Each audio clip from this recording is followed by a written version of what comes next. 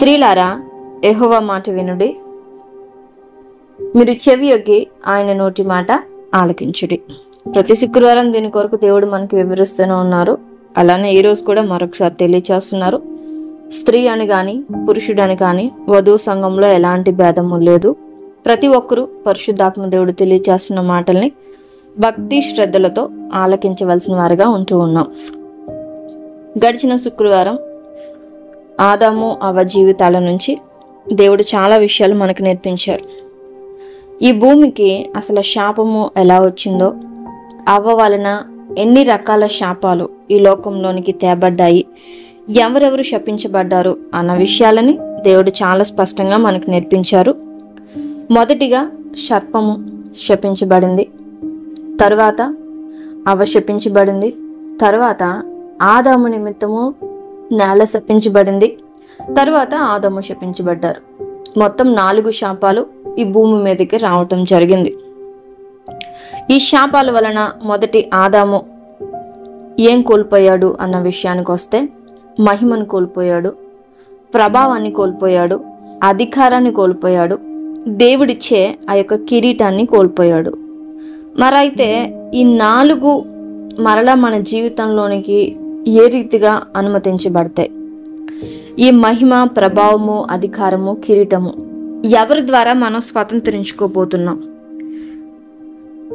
ఎవరి ద్వారా దేవుడు మనకి వీటిని అనుగ్రహించబోతూ ఉన్నారు అన్న దాని కొరకు ఈరోజు దేవుడు మనకి నేర్పించబోతూ ఉన్నారు.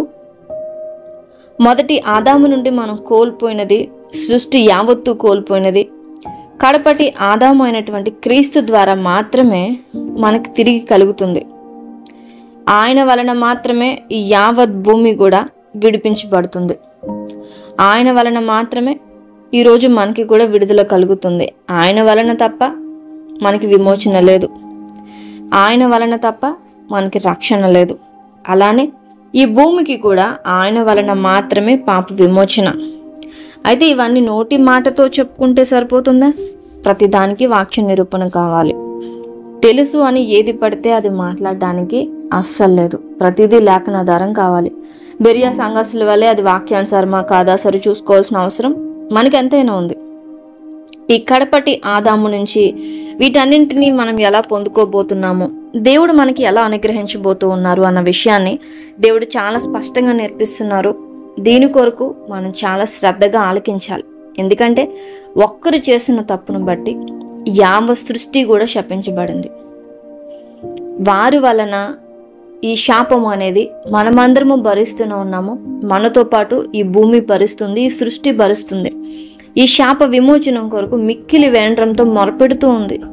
వీటన్నింటికి విమోచన దినం ఎప్పుడు? వీటి నుంచి మనం తప్పించుకోగలిగేది ఎప్పుడు? వీటన్నింటికి లేఖనాధారాలు ఉన్నాయా? ఆ యేసుక్రీస్తు ప్రభు ద్వారానే వీటి నుంచి మనం విడిపించగలుగుతామా? మరలా ఈ మహిమ, ప్రభావము, అధికారము, కిరీటము మనం మరలా తిరిగి పొందుకోగలుగుతామా? ఈ ప్రశ్నలన్నింటికి కేవలం వాక్యంలోనే మనకి సమాధానం దొరుకుతుంది. ఆ వాక్యంలోనే ఈ యొక్క సమాధానాలను కూడా మనం వెతకాల్సిన వారిగా ఉంటూ ఉన్నాం. హెబ్రీయులకు రాసిన పత్రిక 2వ అధ్యాయము 9వ వచనంలో దేవుడు చాలా స్పష్టంగా అనేక విషయాలు మనకు తెలియచేశారు. అదొకసారి మనం ధ్యానించుకుందాం. హెబ్రీయులకు రాసిన పత్రిక 2వ అధ్యాయము 9వ వచనం. దేవుని కృప వలన ఆయన ప్రతి మనుషుని కొరకు మరణము అనుభవించినట్లు దూతల కంటే కొంచెము తక్కువ వాడిగా చేయబడిన యేసు మరణము పొందినందున మహిమ, ప్రభావములతో కిరీటము ధరించిన వానిగా ఆయనను చూచుచున్నాము. ఆమేన్.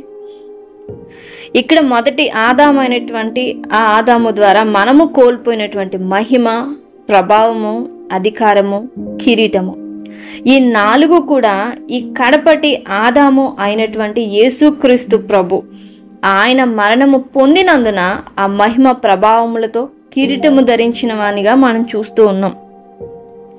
ఆయన వీటన్నింటినీ మరలా మనకి తిరిగి అనుగ్రహించారు. ఇది కేవలం ఆయన వలన మాత్రమే సాధ్యమైంది. ఆయన మాత్రమే మనల్ని విమోచించగలిగిన శక్తిమంతుడు. ఆయన వలన మాత్రమే మనతో పాటుగా ఈ యావత్ సృష్టికి కూడా విమోచన దొరకబోతూ ఉంది. కాబట్టి ఈ రక్షణకి ఆధారమైనటువంటి యేసుక్రీస్తు ప్రభుని అనగా వాక్యాన్ని మన హృదయంలో ముద్రించుకోవటంతో పాటు ఆ యొక్క వాక్యాన్ని వెంబడించటం మన జీవితానికి చాలా అవసరం. 1 కొరింథీయులకు రాసిన పత్రికలో కూడా దేవుడు చాలా వివరంగా అనేక విషయాలు నేర్పిస్తూ ఉన్నారు. 15వ అధ్యాయము 1 కొరింథీయులకు రాసిన పత్రిక 15వ అధ్యాయము 45 నుంచి 47 వరకు మనం చదువుకుందాం. ఇందు విషయమై ఆదామును మొదటి మనుష్యుడు జీవించు ప్రాణి ఆయను అని వ్రాయబడి ఉన్నది. కడపటి ఆదాము జీవింపచేయు ఆత్మ ఆయను. ఆమెన్. ఇక్కడ మొదటి ఆదాము అని చెప్పుకుంటున్న వ్యక్తి ఎవరైతే ఉన్నారో ఆ వ్యక్తి కేవలం జీవించే ఒక ప్రాణి. కానీ కడపటి ఆదాము అని చెప్పబడుతున్న యేసుక్రీస్తు ప్రభు ఎవరైతే ఉన్నారో ఆయన జీవింప చేయు ఆత్మ అయి ఉన్నారు. ఈరోజు మనం అందరము జీవించడానికి గల కారణం ఆయనే. ఆయన వలన మాత్రమే మనం జీవిస్తున్నాం. ఆయనే మనకి ఆధారం, ఆయనే మనకి ప్రాణాధారం. కాబట్టి ఆత్మ సంబంధమైనది మొదట కలిగినది కాదు, ప్రకృతి సంబంధమైనదే మొదట కలిగినది, తరువాత ఆత్మ సంబంధమైనది. మొదటి మనుషుడు భూ సంబంధి అయి మంటి నుండి పుట్టినవాడు, రెండవ మనుషుడు పరలోకం నుండి వచ్చినవాడు. ఆమెన్. దీనికి వ్యత్యాసము మనం చూసుకోవాలండి. మొదటిగా ఈ భూమి మీద నరుడిని దేవుడు నిర్మించారు. ఆయన మొదటి ఆదాము. ఈయన ద్వారా యావ సృష్టిని కూడా దేవుడు పరిపాలించాలని, యావ సృష్టి కూడా ఆయన యొక్క పరిపాలనలో ఉండాలని దేవుడు కోరుకున్నారు. అయితే అవ్వ చేసిన తప్పును బట్టి, వీరు అవిధేయతను బట్టి వారు మాత్రమే గాక యావ సృష్టి కూడా శపించబడింది. వీరందరూ మొదటిగా మంటి నుంచి చేయబడిన వారు. ఇదంతా ప్రకృతి సంబంధమైన విషయం. అయితే ప్రకృతి సంబంధమైన దానివల్ల మనకి విమోచన కలగలేదు, కానీ ఆత్మ సంబంధమైన దాని వలన మాత్రమే మనకి విమోచన దొరుకుతుందని వాక్యము చాలా స్పష్టంగా తెలియజేస్తుంది. ఇక్కడ ఈ మాట వ్రాయించడానికి గల కారణం కూడా అదే. మొదట మనుషుడు భూ సంబంధి అయి మంటి నుండి పుట్టినవాడు, రెండవ మనుషుడు పరలోకం నుండి వచ్చినవాడు. మంటి నుండి పుట్టినవాడెవడో మంటి నుండి పుట్టిన వారును అట్టివారే, పరలోక సంబంధి ఎట్టివాడో పరలోక సంబంధులను అట్టివారే. ఇప్పుడు మనం అందరము పరలోక సంబంధులుగా మార్చబడాలి అని అంటే, ఆ పాప విమోచన మన నుంచి తొలగిపోవాలి అని అంటే, ఈ పరలోక సంబంధి అయిన వ్యక్తి ఎవరైతే ఉన్నారో, ఆత్మ మూలముగా పుట్టిన వ్యక్తి ఎవరైతే ఉన్నారో ఆ వ్యక్తిని మనం ఆశ్రయించినప్పుడు మాత్రమే ఈ శాప విమోచన అనేది మనకు కలుగుతుంది. అంతవరకు ప్రతి ఒక్కరూ శాపంలో ఉన్నట్టే. ఆ శాప భారము ప్రతి ఒక్కరిపైన మోపబడుతుంది. ఇప్పుడు వాక్యాన్ని అంగీకరించలేనటువంటి స్థితిలో ఉంటున్న బిడ్డలందరూ కూడా ఆ మొదటి ఆదాము ఏ రీతిగా ప్రకృతి సంబంధిగా పుట్టి ఉన్నాడో, మంటి రూపేణ పుట్టి ఉన్నాడో, వీరందరూ కూడా అలా పుట్టినవారే. అయితే ఎప్పుడైతే యేసుక్రీస్తు ప్రభువుని అంగీకరించారో, పరలోక సంబంధమైన వ్యక్తిని ఆశ్రయించారో, ఆ వ్యక్తిని ఆశ్రయించిన వారందరూ ఆత్మ మూలంగా పుట్టినవారు. బాప్తిస్మం ఇచ్చి యోహాను గారు బాప్తిస్మం ఇస్తున్న సమయంలో అక్కడున్న పరిసయ్యులకి సద్దుకాయులకి చెప్తూ ఆయన అంటారు, ఇదిగో నేనైతే నీటిలో బాప్తిస్మం ఇస్తున్నాను, కానీ నా వెనుక వచ్చేవాడు ఆత్మలోను అగ్నిలోను మీకు బాప్తిస్మం ఇస్తారు అని చెప్పారు. ఇప్పుడు నీటి యందు బాప్తిస్మము అనేక మంది పొందుకున్నారు, దానివల్ల ఎలాంటి ఉపయోగం లేదు. మన పరసంబంధమైన వారిగా ఉండాలి అని అంటే, ఈ భూమి మీద మనకి కలిగిన ఈ పాప శాపాలన్నీ తొలగిపోవాలి అంటే, పరలోక సంబంధిగా ఈ లోకానికి దిగి వచ్చిన యేసుక్రీస్తు ప్రభువుని మనం ఆశ్రయించినప్పుడే, ఆ ఆత్మలో మనం బాప్తిసం పొందుకోగలిగినప్పుడే, ఆ అగ్నిలో మనం బాప్తిసం పొందుకోగలిగినప్పుడే మనము పరసంబంధులుగా మార్చిపడతాం. అప్పుడు యేసుక్రీస్తు ప్రభువుకి కలిగిన ఆ మహిమ, ఆ ప్రభావము, ఆ అధికారము ఈరోజు దేవుడు మనకి అనుగ్రహిస్తానన్నారు. ఇది ఎప్పుడైతే మనం పొందుకుంటామో, ఆ దేవుడు మన కొరకు సిద్ధపరిచిన జీవ కిరీటాన్ని పొందుకోవటానికి అర్హులుగా మార్చబడతాం. ఈ అర్హతను మనం సంపాదించాలి అంటే వాక్యానికి ప్రాముఖ్యతనివ్వాలి. వాక్యానుసారంగా నడవటానికి మనం ప్రయత్నపడాలి. అనుదినము యోహాను సువార్త 1వ అధ్యాయం మనం చదువుకుంటాం. ఆదియందు వాక్యముండెను, వాక్యము దేవుని యొద్ద ఉండెను, వాక్యము దేవుడై ఉండెను. 14వ వచనం దగ్గరికి వచ్చేసరికి ఆ వాక్యమే శరీరధారి అయి కృపా సత్య సంపూర్ణుడిగా మన మధ్య నివసించెను. ఈరోజు మనం ఎవరిని ఆశ్రయిస్తున్నాం? యేసుక్రీస్తు ప్రభు అని అంటే, యేసుక్రీస్తు ప్రభు ఒక ఫోటోని ఇంట్లో పెట్టుకున్నంత మాత్రాన, సిలువ పెట్టుకున్నంత మాత్రాన ఆయన వెంబడించినట్టు కాదండి. వాక్యం ఎక్కడా మనకు అది తెలియజేయట్లేదు. ఒక విగ్రహాన్ని పూజించమని మనకు వాక్యం ఎక్కడా చెప్పట్లేదు. అసలు యేసుక్రీస్తు ప్రభు రూపం ఎలా ఉంటుందో ఇప్పుడున్న జనరేషన్ వాళ్ళు ఎవరికీ తెలియదు. 2000 సంవత్సరాల క్రితం వెళ్ళి వారిని అడగాలి ప్రభు ఎలా ఉన్నారు అని. ఈరోజు ఏదో సినిమా తీశారనో, లేదో ఎవరో ఒక బొమ్మ గీశారనో దానికి మనం ప్రాముఖ్యత ఇస్తున్నాం. కానీ వాక్యం మనకేం చెప్తుంది? తండ్రి అన్న దేవుడు మనకేం చెప్తున్నారు? ఇదిగో ఈ దినములు అంతమందు నేను నా కుమారుని ద్వారా మాట్లాడతాను అన్నారు. ఎవరు ఆ కుమారుడు? ఆ కుమారుడు ఎవరు అనేది యోహాను సువార్తలో చెప్తున్నారు. ఇదిగో ఆది అందే వాక్యం ఉంది, ఆ వాక్యము దేవుని యొద్ద ఉంది, ఆ వాక్యమే దేవుడే అన్నారు. ఆ వాక్యమే శరీరధారిగా ఇప్పుడు యేసుక్రీస్తు ప్రభు శరీరధారిగా వాక్య రూపేణ మన మధ్య ఉన్నారు. మనం వెంబడించాల్సింది వాక్యానికి ప్రాధాన్యత ఇవ్వాలి. ఆయన మన కొరకు మరణించడం వలన, మన పాపాల నిమిత్తము మరణించడం వలన ఆ మహిమ ప్రభావములు ఆయన పొందుకున్నారు. ఆ కిరీటాన్ని మనకి ఇవ్వటానికి సకల అధికారాన్ని ఆయన కలిగి ఉన్నారు. ఆయన కలిగిన ఆ మనస్సే మనము కలిగి ఉంటే మనము అలాంటి అధికారాన్ని కలిగి ఉన్నవారమే. ఫిలిప్పీయులకు రాసిన పత్రిక 2వ అధ్యాయము 5 నుంచి 8 వచనాలు. ఫిలిప్పీయులకు రాసిన పత్రిక 2వ అధ్యాయము 5 నుంచి 8 వచనాలు. క్రీస్తు యేసునకు కలిగిన ఈ మనసు మీరును కలిగి ఉండుడి. ఆయన దేవుని స్వరూపము కలిగిన వాడై ఉండి దేవునితో సమానముగా ఉండుట విడిచిపెట్టకూడని భాగ్యమని ఎంచుకొనలేదు గాని, మనుషుల పోలికగా పుట్టి దాసుని స్వరూపమును ధరించుకుని తన్ను తానే రిక్తునిగా చేసుకొనెను. మరియు ఆయన ఆకారమందు మనుషుడిగా కనబడి మరణము పొందినంతగా, అనగా తన శిలువ మరణమును పొందినంతగా విధేయత చూపిన వాడే తన్ను తాను తగ్గించుకొనెను. ఇందు నిమిత్తమే ఆయన మహిమ ప్రభావములు, అధికారము, కిరీటమును పొందుకోగలిగారు. ఇప్పుడు యేసుక్రీస్తు ప్రభు ఏ యొక్క మనస్సునైతే కలిగి ఉన్నారో ఈరోజు మనమందరము కూడా అదే మనస్సు కలిగి ఉండి ఆ యేసుక్రీస్తు ప్రభువుని ఆశ్రయించిన దినాన ఆ ప్రభువు కలిగి ఉన్న మహిమ, ఆ ప్రభువుకి కలిగిన ప్రభావము, ఆయన కలిగి ఉన్న అధికారము మనకి దయచేస్తాను అంటున్నారు. ఇంకా చెప్పాలంటే నిశ్చయంగా ఆ జీవ కిరీటాన్ని మనకు అనుగ్రహిస్తానన్నారు. వీటన్నింటి కొరకు మనం ప్రయాసపడాలి. వీటన్నింటికి ఏకైక మార్గము ఆయన మాత్రమే. అందుకే అంటున్నారు, నేనే మార్గమును, జీవమును, సత్యమును, నా ద్వారా తప్ప ఎవరును నా తండ్రి యొద్దకి చేరలేరు. ఈరోజు మనం తండ్రి దగ్గరికి చేరుకోవాలంటే కుమారుడు అయినటువంటి క్రీస్తునే ఆశ్రయించాలి. ఆయన ఒక్కరే మనకి మార్గం.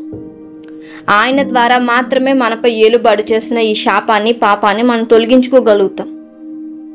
యేసుక్రీస్తు ప్రభువుని ఆశ్రయించడం ఎలా అనంటే వాక్యం దగ్గరికి రావాలి, వాక్యానికి విధేయత చూపించాలి, వాక్యాన్ని వినాలి, దానిని చదవగలగాలి, మన హృదయంలో ముద్రించుకోవాలి. వాక్యానికి అధికమైన ప్రాముఖ్యత ఉందండి. కానీ ఈరోజు వాక్యం వినాలి అని అంటే ఆసక్తి ఉండదు. వాక్యం వినాలి అంటే దాని పట్ల మనకి ఎలాంటి శ్రద్ధ ఉండదు. ఒక నిర్లక్ష్య భావం. ఏదో చెప్పారు, మేము ఏదో విన్నాము అని అనుకుంటారే తప్ప, ఒక మనిషి మాట్లాడుతున్నారని అనుకుంటారే తప్ప నా తండ్రి నాతో మాట్లాడుతున్నారని ఏ ఒక్కరూ ఆలోచించట్లేదు. కానీ తండ్రి అనే దేవుడే స్పష్టంగా మనకి తెలియజేస్తున్నారు, ఈ దినముల అంతమందు, మరలా జ్ఞాపకం చేసుకోండి, ఈ దినముల అంతమందు కుమారుని ద్వారా మాత్రమే తండ్రి మనతో మాట్లాడతానని స్పష్టంగా చెప్పారు. ఆయనేమి మన కళ్ళ ముందుకి రారు. ఆనాడు మోషేకి అగ్నిపొదలో కనిపించినట్టు ఈరోజు మనకి కనిపించరు. ఆయన స్పష్టంగా హెబ్రీయులకు రాసిన పత్రికలో చెప్పేశారు. ఆయన 1వ అధ్యాయము 2వ వచనం. హెబ్రీయులకు రాసిన పత్రిక 1వ అధ్యాయము 2వ వచనం. ఈ దినముల అంతమందు కుమారుని ద్వారా మనతో మనతో మాటలాడాను. మనమందరము అంత్య దినములలోనే బ్రతుకుతున్నాం. ఈ అంత్య దినాలలో తండ్రి మనతో మాట్లాడే ఏకైక మార్గము కుమారుడు మాత్రమే. ఆ కుమారుణ్ణే మనం ఆశ్రయించాలి. ఆ కుమారుడే వాక్య రూపంలో ఈరోజు మన మధ్య నిలిచి ఉన్నారు. ఆయన వలన మాత్రమే మనకి విమోచన, ఆయన వలన మాత్రమే మనకి రక్షణ. మనకి మాత్రమే కాదు, యావత్ సృష్టికి కూడా విడుదల ఆయన ద్వారానే దొరుకుతుంది. అందునిమిత్తమే మనము ఆయనని ఆశ్రయించవలసిన వారిగా ఉంటూ ఉన్నాం. ప్రతి ఒక్కరూ ఆలోచించాలండి.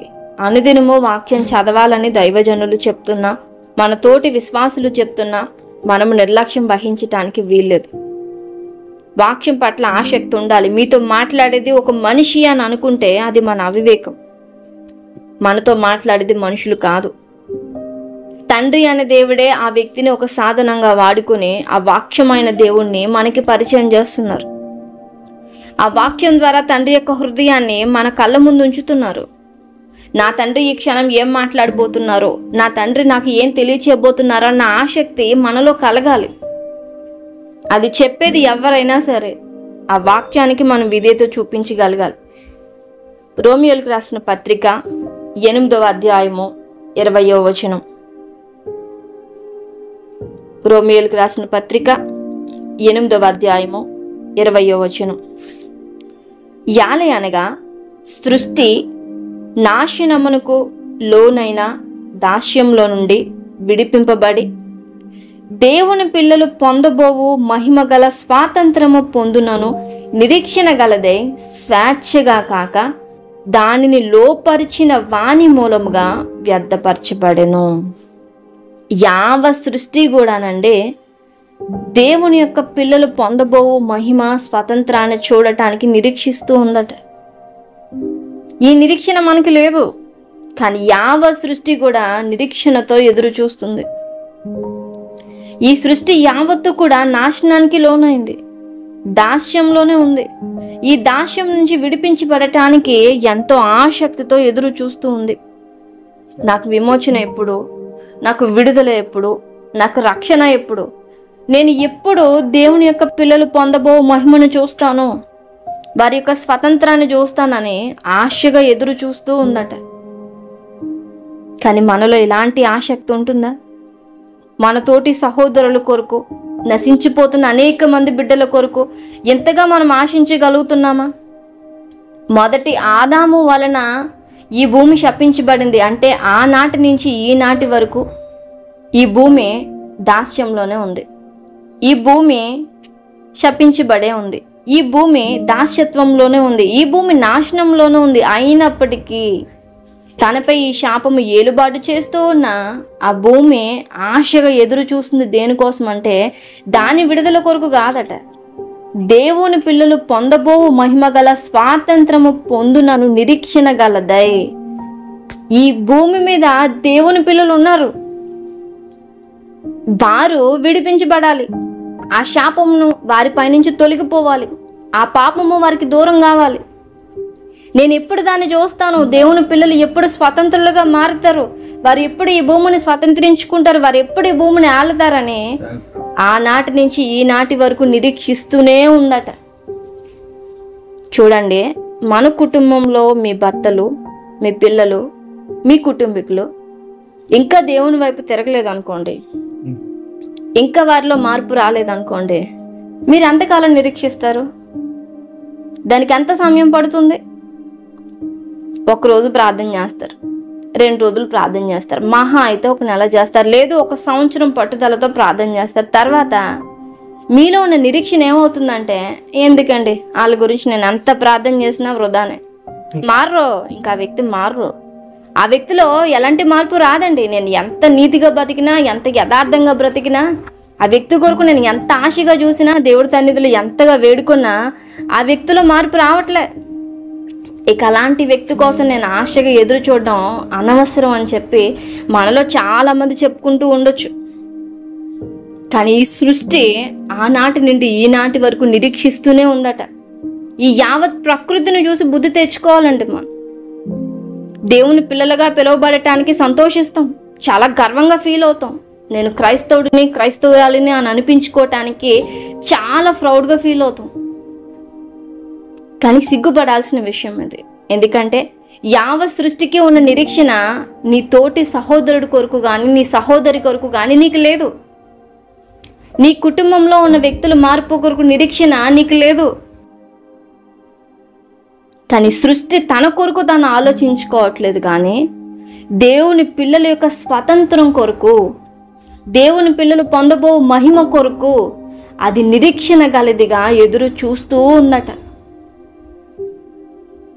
సమయం దొరికినప్పుడల్లా ప్రకృతితో సహవాసం చేయగలిగితే అది దేవునికి ఎంత విలువిస్తుందో మనకు అర్థమవుతుంది. దేవునికి ఎంతగా లోబడుతుందో మనకు అర్థమవుతుంది. ఈ సృష్టిని చూసి దేవునితో అనుబంధము చాలా పెంచుకోవచ్చండి. అనేక విషయాలు ఈ సృష్టి నేర్పిస్తుంది. నాకు బెస్ట్ ఎగ్జాంపుల్ నేనే. ఖాళీ టైం దొరికినప్పుడల్లా ఈ ప్రకృతిని చూస్తూ ఉంటాను. ఆ పక్షుల్ని, చెట్లని, సూర్యచంద్రుల్ని, వీటన్నింటినీ చూస్తూ ఎక్కువ సమయం గడుపుతూ ఉంటాను. నాకు దేవునితో ఎక్కువ అనుబంధము ఈ సృష్టి నేర్పించింది. ఈ సృష్టిలో నుంచి దేవునికి లోబడటం ఎలానో నేను నేర్చుకోగలిగాను. ఇక్కడ వాక్యము కూడా మనకి నిరూపణగా కనబడుతుంది. అంటే ఆనాటి నుంచి ఈనాటి వరకు ఎన్ని వేల సంవత్సరాలు పట్టుంటుంది. మన బైబిల్ పండితుల యొక్క లెక్కల ప్రకారం ఆదాము నుంచి యేసుక్రీస్తు ప్రభు రావటానికి 5,000 సంవత్సరాలు అన్నారు. ఈ 5,000 సంవత్సరాలు ఇప్పుడు 2,000 సంవత్సరాలు నడుస్తూ ఉంది. అంటే 7,000 సంవత్సరాల నుంచి భూమి నిరీక్షిస్తూ ఉందా? ఇక ఎన్ని వేల సంవత్సరాలు ఎదురు చూడాలో తెలియదు. ఎందుకంటే ప్రభు రెండో రాకడ వచ్చేంత వరకు కూడా ఈ భూమికి విడుదల లేదు. ఆయన మరలా ఆ సింహాసనం మీద ఆసీనుడిగా కూర్చుండే వరకు కూడా దేవుని పిల్లలకి స్వతంత్రం లేదు. ఇవన్నీ జరగటానికి ఇంకా చాలా సంవత్సరాలు పడుతుంది. కానీ అన్ని సంవత్సరాల వరకు కూడా భూమి నిరీక్షణతోనే ఎదురు చూస్తూ ఉంటుందంట. కానీ మనము మన కుటుంబంలో ఉన్న వారి కొరకు, మన జీవితంలో వచ్చిన వారి కొరకు ఎదురు చూడలేకపోతూ ఉన్నాం, ఆశపడలేకపోతున్నాం, దేవుని సన్నిధిలో వేడుకోలేకపోతున్నాం. ఇలాంటి స్థితిలో మనం బ్రతుకుతున్నామండి. ఏ రీతిగా మనం బ్రతుకుతున్నాం? యావత్ భూమి కూడా ఆ దినము కొరకు ఆశగా ఎదురు చూస్తుంది. ఈ విషయాలన్నీ మన పూర్వీకులు, మన ప్రవక్తలు అనేక గ్రంథాల ద్వారా తెలియజేశారు. మరి ముఖ్యంగా యెషయా గ్రంథంలో యెషయా భక్తుడు అనేక విషయాలు ఈ సృష్టి కొరకు మనకి తెలియజేశారు. యెషయా గ్రంథము 11వ అధ్యాయము 6-9 వచనాలు. యెషయా గ్రంథము 11వ అధ్యాయము 6-9 వచనాలు. తోడేలు గొర్రెపిల్ల యొద్ద వాసము చేయును, చిరుతపులి మేకపిల్ల యొద్ద పండుకొనును, దూడయు కొదుమ సింహమును పెంచబడిన కోడియు కూడుకొనగా బాలుడు వాటిని తోలును. ఆవులు ఎలుగులు కూడి మేయును, వాటి పిల్లలు ఒక్కచోటనే పండుకొనును. ఎద్దు మేయునట్లు సింహము గడ్డి మేయును. పాలు కుడిచి పిల్ల నాగపాము పుట్ట యొద్ద ఆటలాడును. మిడినాగు పుట్టు మీద పాలు విడిచిన పిల్ల తన చెయ్యి చాచును. నా పరిశుద్ధ పర్వతమందంతటను ఏ మృగమును హాని చేయదు, నాశనము చేయదు. సముద్రము జలముతో నిండియున్నట్టు లోకము యెహోవాను గూర్చిన జ్ఞానముతో నిండియుండును. ఆమేన్.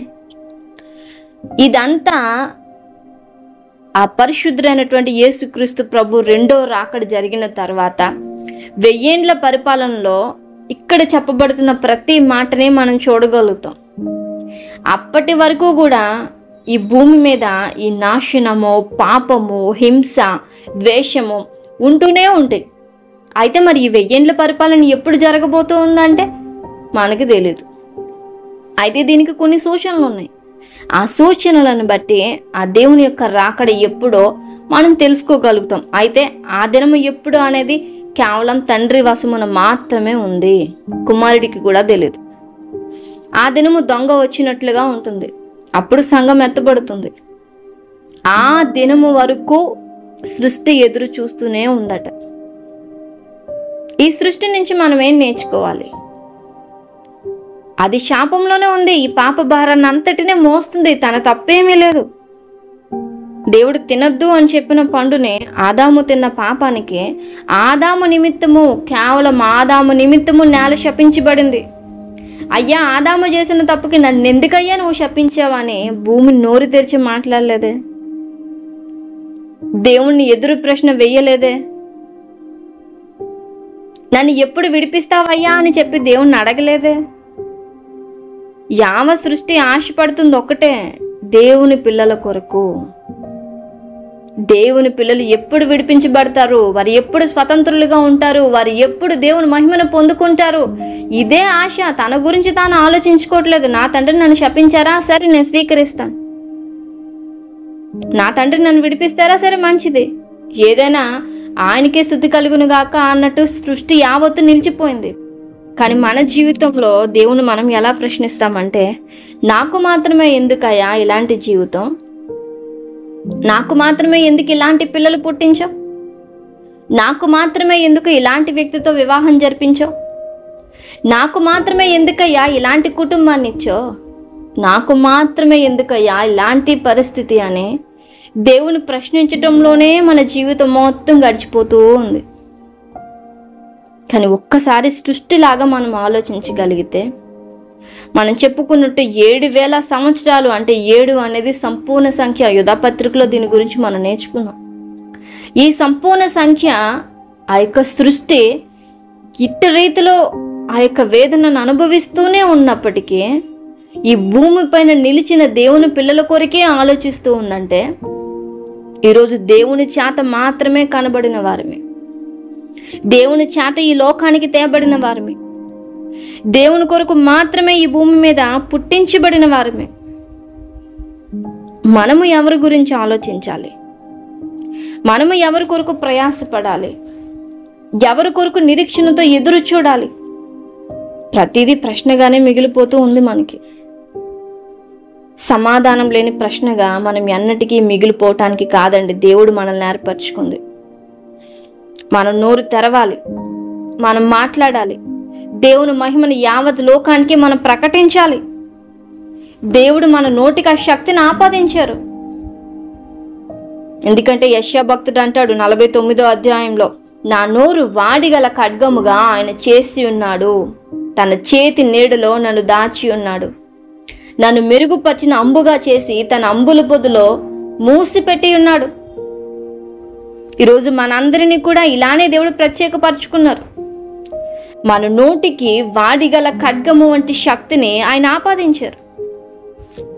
దాన్ని వినియోగించాల్సిన బాధ్యత మనదే, ప్రకటించాల్సిన బాధ్యత మనదే.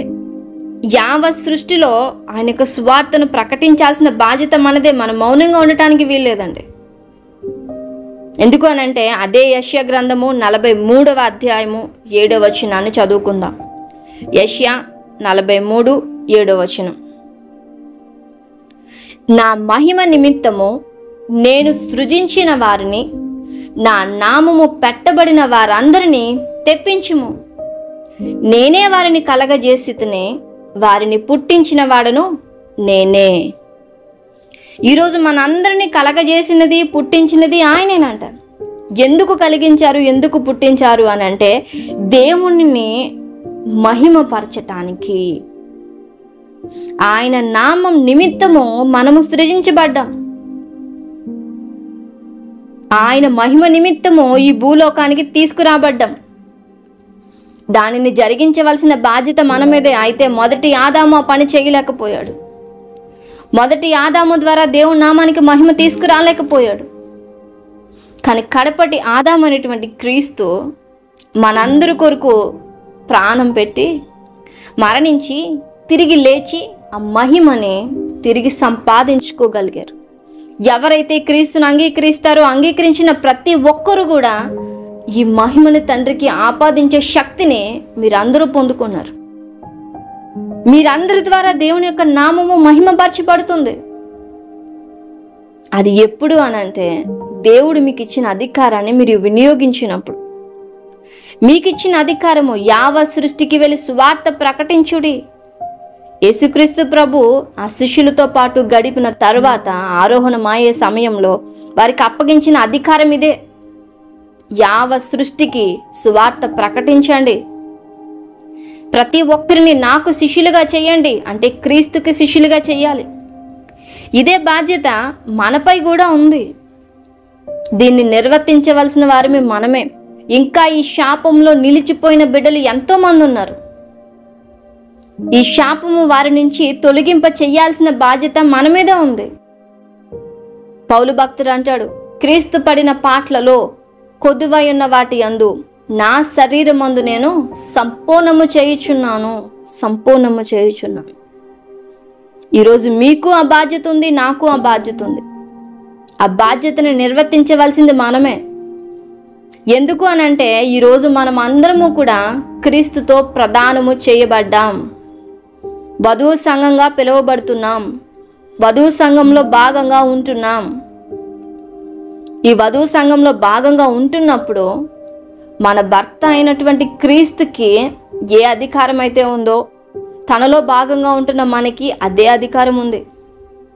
ఆ అధికారంతోనే ఆజ్ఞాపించాలి, ఆ అధికారంతోనే ప్రకటన చేయాలి, ఆ అధికారంతోనే క్రీస్తు ప్రేమను ప్రకటించాలి, ఆ అధికారంతోనే క్రీస్తు కలిగిన మనస్సును ఈరోజు మనమందరము కలిగి ఉండాలి. క్రీస్తు ఎలా అయితే మనందరి కొరకు ప్రాణం పెట్టారో ఈరోజు శాపంలో ఉంటున్న బిడ్డలు, ఇంకా విడిపించబడలేనటువంటి బిడ్డల కొరకు మనం కన్నీరు కార్చాలి. చాలామంది అనుకుంటారు కన్నీటి ప్రార్థన కేవలం ఆడవారికే అని.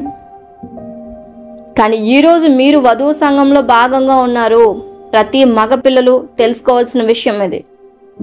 స్త్రీ అని కానీ పురుషుడు అని కానీ క్రీస్తు సంఘంలో ఎలాంటి భేదము లేదు. మీరు వధువు సంఘంగా మార్చబడిన తర్వాత కన్నీరు కార్చాల్సిన బాధ్యత మీపై కూడా ఉంది. నశించిపోతున్న దానిని వెతికి రక్షించడానికి నీ తండ్రి ఎలా అయితే కుమారుని పంపించారో ఈనాడు మీరు అలానే పంపించబడ్డారు. దేవుని నామ మహిమ నిమిత్తము మీరు పంపించబడ్డారు. మీరు కన్నీరు గార్చాలి, మీరు వేకుజామునే లేవాలి, దేవుని సన్నిధిలో మోకరించాలి, మీ యొక్క హృదయాన్ని నేల కుమ్మరించినట్లుగా ప్రభు పాదాల యొద్ద కుమ్మరించాలి. దేవుడు వధువు సంఘానికి అప్పగించిన బాధ్యత, ప్రదానము చేయబడిన తన భార్యకి తన పిల్లల విషయంలో అప్పగించిన బాధ్యతని నిర్వర్తించవలసిన కనీస బాధ్యత మనందరికీ ఉంది. వేకుజామున ప్రార్థన కేవలం ఆడవాళ్ళకే అనుకుంటున్నారు అంతా. అలా అయితే తన పిల్లల కొరకు యోబు ఎందుకు వేకుజామునే లేచి బలి అర్పించాల్సి వచ్చింది? తన తల్లి కదా బలి అర్పించాల్సింది. యోబు గారు ఎందుకు అర్పించారు? ఒకవేళ దేవుని దూషించారేమో అన్న అనుమానంతోనే ఆయన బలి అర్పిస్తూ ఉన్నారే. మన కళ్ళ ముందే మన చుట్టూ ఉన్నవారే దేవుని దూషిస్తున్నారు, ద్వేషిస్తున్నారు, ఆ యొక్క పాపాలు శాపాలు తెచ్చిపెట్టుకుంటున్నారు. అనేక మంది యవన బిడ్డలు నశించిపోతూ ఉన్నారు, ఆ శాపంలోనే పాతాళానికి పడిపోతూ ఉన్నారు.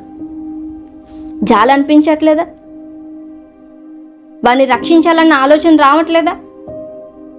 వారి కొరకు ప్రభు పాదాలు పట్టుకోవాలన్న కనీసం జ్ఞానం కూడా మనకు అనిపించట్లేదా? వధువు సంఘంలో ఉన్నామని చెప్పుకుంటే సరిపోదండి. యావ సృష్టి మిక్కిలి వేండ్రంతో ఎదురు చూస్తూ ఉంది దేవుని పిల్లల యొక్క స్వాతంత్రం కొరకు, విడుదల కొరకు. అధికారాన్ని కలిగి ఉన్న నువ్వు చేస్తున్న పనేంటి?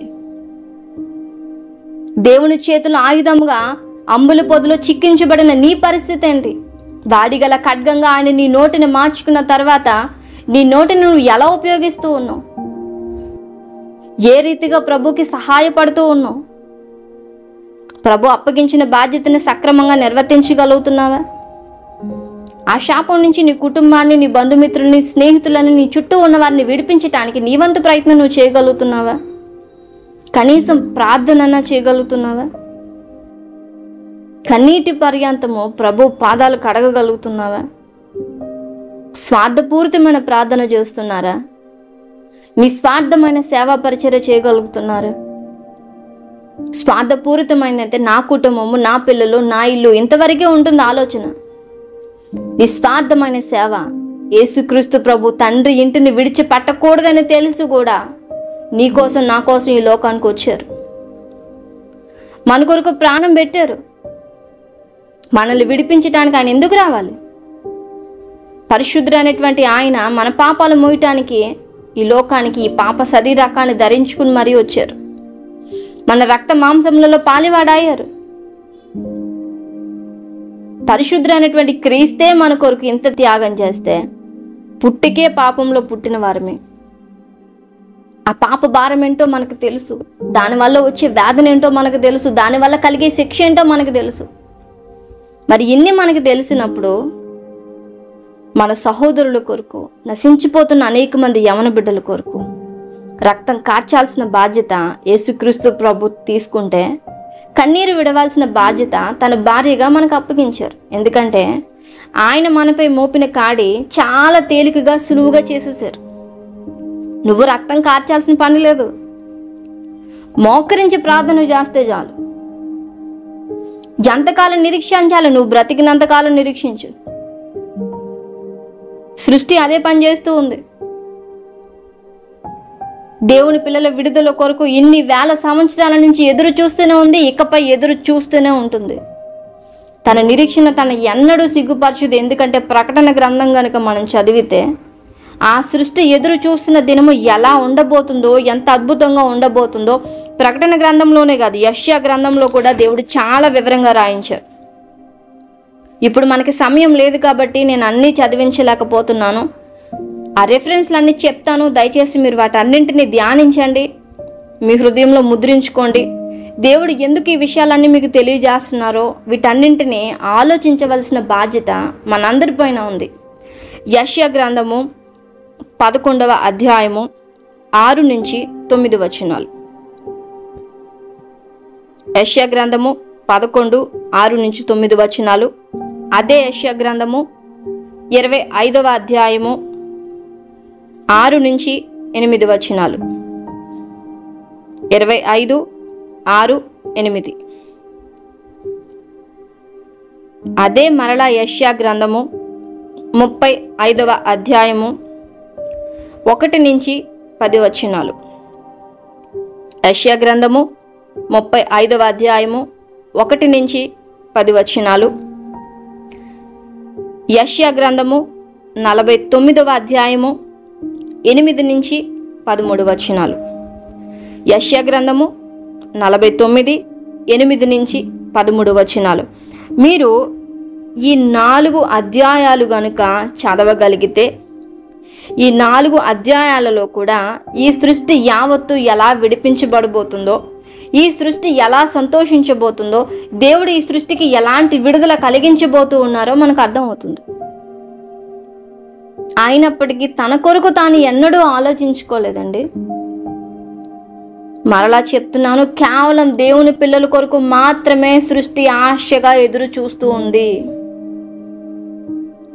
మరి దేవుని పిల్లలగుటకు అధికారం కలిగిన మనము దేని కొరకు ఎదురు చూడాలి?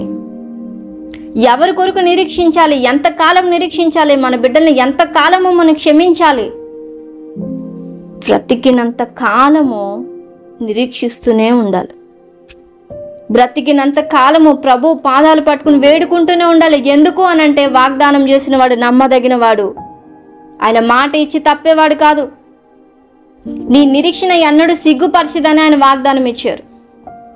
ఈరోజు నువ్వు నిరీక్షణగా ఎదురు చూస్తే, దేని కొరకు ఎదురు చూస్తున్నావో దాన్ని ఇవ్వటానికి ప్రభు ఎంత మాత్రమో వెనకాడరు. అడిగిన దానిని నువ్వు పొందుకోవటానికి దేవుడు నీకు అధికారం ఇచ్చారు. ఇచ్చిన అధికారాన్ని వినియోగించాల్సిన బాధ్యత నీదే. అటువంటి నిరీక్షణ, ఓర్పు నీవు కలిగి ఉండాలనేదే దేవుని యొక్క ఉద్దేశం. రోమపత్రిక 5వ అధ్యాయము 5వ వచనం. ఎందుకనగా నీ నిరీక్షణ మనలను సిగ్గుపరచదు. ఆమేన్. నీ నిరీక్షణ మనలను సిగ్గుపరచదు. మీరు ఎవరి కొరకైతే నిరీక్షిస్తున్నారో, ఎందు నిమిత్తం అయితే నిరీక్షిస్తున్నారో, ఆ నిరీక్షణ ఎన్నడూ మిమ్మల్ని సిగ్గుపరచదనే వాక్యమే తేటతెల్లంగా సెలవిస్తోంది. ఇప్పుడు ఆలోచించండి. మీ చుట్టూ ఉన్న వారి కొరకు, మీ బంధుమిత్రుల కొరకు, మీ భర్త కొరకు, మీ పిల్లల కొరకు ఏ విషయంలో మీరు నిరీక్షిస్తున్నారో ఆ నిరీక్షకుడు సిగ్గుపరచబడకుండానే దేవుడు గొప్ప బహుమానం మీకు ఇవ్వాలనుకుంటున్నారు. కానీ మీరు చేయవలసిందంతా ఒక్కటే, ప్రభు పాదాల యొద్ద పడి కన్నీటితో ప్రార్థించటం, కన్నీటితో వేడుకోవడం. అన్యాయస్తుడైన న్యాయాధిపతే విధవరాలికి న్యాయం తీర్చాలనుకుంటే, నీతిమంతుడు యథార్థవంతుడు మీ తండ్రి మీ కన్నీరు చూసి కూడా మీకు న్యాయం తీర్చకుండా ఉండగలరా? ఆయన తప్పక మీకు న్యాయం తీర్చడానికి సిద్ధంగా ఉన్నారు. అయితే దాన్ని పొందుకోవాలా వద్దా అనేది నిర్ణయం మీ చేతులకే వదిలేశారు. మీరు ప్రభు పాదాలు పట్టుకుని వేడుకుంటే ఆయన తప్పకుండా మీకు సహాయం చేస్తారు.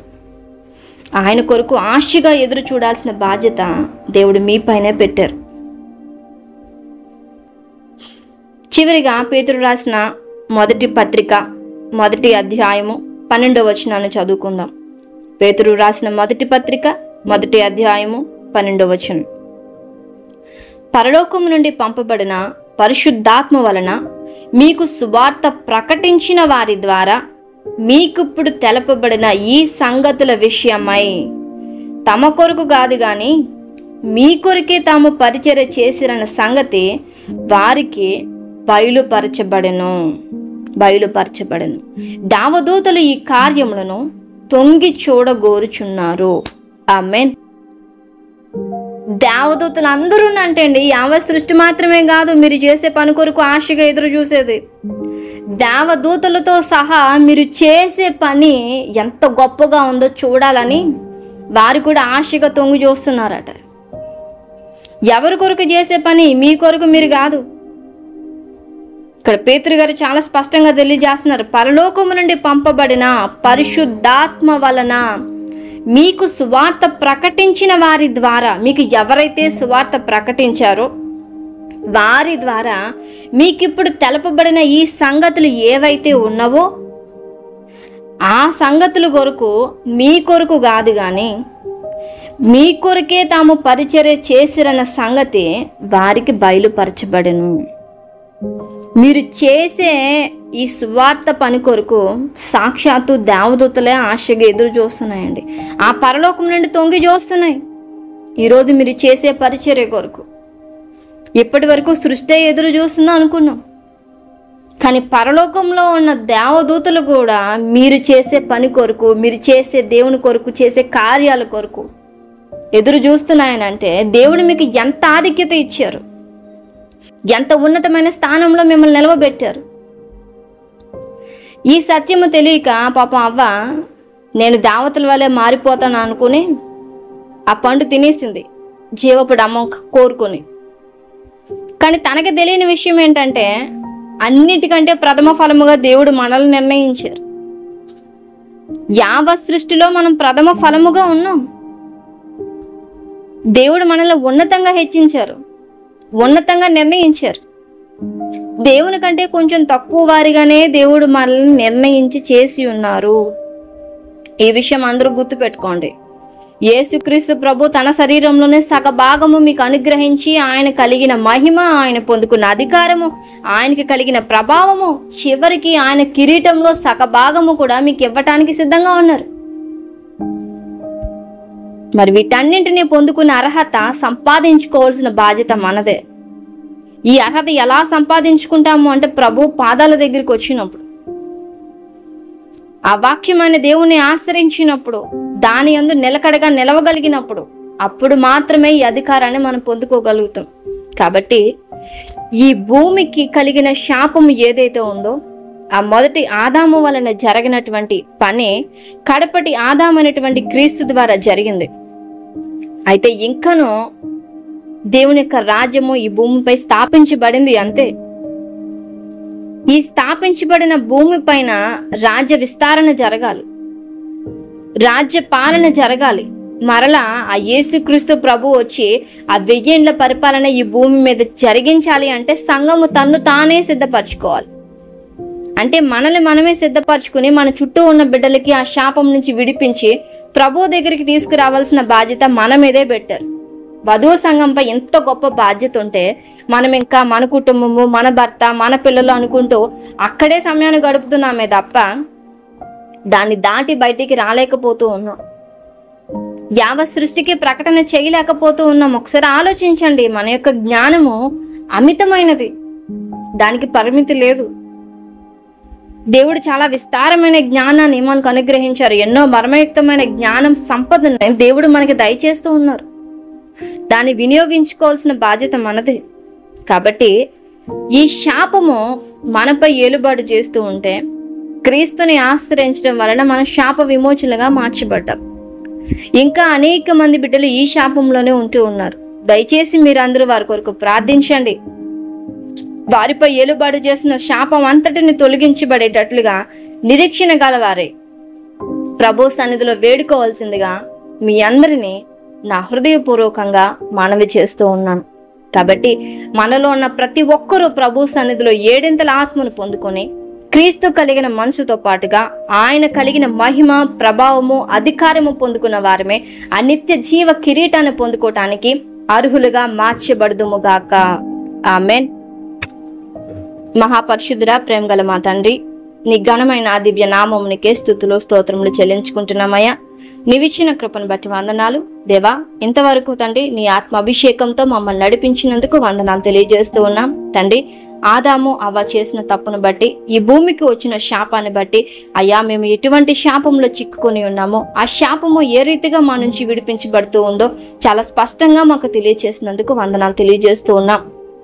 కడపటి ఆదామైనటువంటి క్రీస్తు అయా ఆత్మరూపిగా తండ్రి మా యొక్క సన్నిధిలోకి వచ్చి అయా మాలో ఉన్న ప్రతి పాపాన్ని, శాపాన్ని విడిపించి తండ్రి జీవ కిరీటాన్ని పొందుకోవటానికి అర్హులుగా మమ్మల్ని మార్చి ఉన్నారు. అయితే ఇంకను అనేక మంది బిడ్డలు శాపంలోనే ఉంటూ ఉన్నారయ్యా. ఆ శాపము వారిపై ఏలుబాటు చేస్తూనే ఉంది తండ్రి. వారందరి విడుదల కొరకు ప్రయాసపడగలిగే ఆత్మను మాకు దయచేయండి. ఏడింతల అభిషేకాన్ని మాకు దయచేయండి. కన్నీటితో తండ్రి మరి పాపం నుంచి విడిపించగలిగే నిరీక్షణ తండ్రి మాకు నేర్పించండి. యావత్ సృష్టి మా కొరకు నిరీక్షిస్తూ మా స్వాతంత్రం కొరకు, మా విమోచన కొరకు ఎలా మిక్కిలి వేండ్రంతో ఆశగా ఎదురు చూస్తూ ఉందో మేమును ఆ రీతిగా ఎదగటానికి సహాయం చేయండి అయ్యా. తండ్రి నీ సువార్త పని కొరకు మేము చేస్తున్న ప్రకటనను తండ్రి అయ్యా యొక్క కార్యమును తండ్రి తొంగు చూస్తూ ఉన్న దేవదూతల ఆశను కూడా నెరవేర్చగలిగే భాగ్యము మాకు దయచేయమని వేడుకుంటున్నాం. ఆ రీతిగా మేము అభివృద్ధి పొందటానికి సహాయం చేయండి. ఈ దినము విత్తబడిన వాక్యము మా అందరి జీవితంలో కూడా ఫలించేటట్టు కృప చూపించండి. అపవాదికి ఎంత మాత్రము చిక్కుబడకుండా అయ్యా ప్రతి ఒక్కరిలోనూ ఫలించి అభివృద్ధి చెందే భాగ్యము దయచేయమని నీ పాదాలు పట్టుకుని వేడుకుంటున్నాను. కార్యారంభం నుంచి కార్యాంతం వరకు మీరు అధ్యక్షత వహించి నడిపించినందుకు కృతజ్ఞతాస్తుతులు తెలియజేస్తూ మా రక్షకుడు అయినటువంటి క్రీస్తు పరిశుద్ధ నామమున ఈ విజ్ఞాపన అడిగి వేడుకొని పొందుకుని ఉన్నాము తండ్రి. ఆమెన్.